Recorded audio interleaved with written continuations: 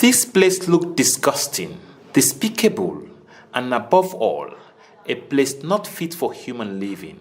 The Bo Correctional Center finds itself in this horrible state, with inmates left to rot as a result of poor health facility, ridden with scabies all over their bodies. The cells are infested with bed bugs, dangerous flies, and this explains the condition these people find themselves. This center, located in Sierra Leone's second city, had only a small medical unit with no better medication for treatment of ill inmates. This explains the deteriorating health conditions, according to the director of Prison Watch Sierra Leone. Yes. But in the very first instance, now, what's in you training? Yes, sir. This is the kitchen. SRN. Whether they employ you, now prisons they employ you or the Ministry of Health. Now prison employ you. Yes. Your salary there between 800 to 1 million? Yes, sir. Okay, that's fine.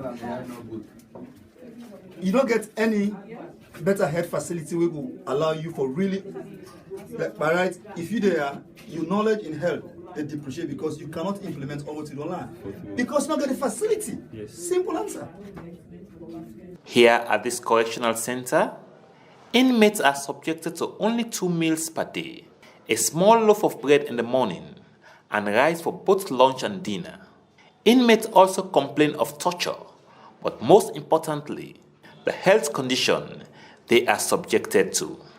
To be very honest with you, what I have seen as a human being is nothing to write home about. The situation, I can say, it's not good to actually describe on camera. What we have seen as human beings at the Bo Correctional Center, I cannot describe on camera. One thing I want to assure the public is that we are going to deduce our findings to a report and we will lay it before the House of Parliament with recommendation for necessary action. Life in correctional centers, especially here, represents a degrading human treatment, including poor health, torture, and inhuman treatment. This situation is devastating, according to Honorable Ibrahim Kamara, speaking on the condition in both prisons. In the first place, we visited Makeni Correctional Center, Mafanta, and Badenbaro respectively. But my experience with Bo Correctional Center is something that one could raise eyebrows.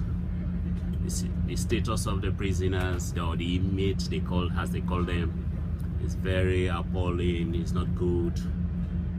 Well, it's another bitter experience we got from Bo Correctional Center.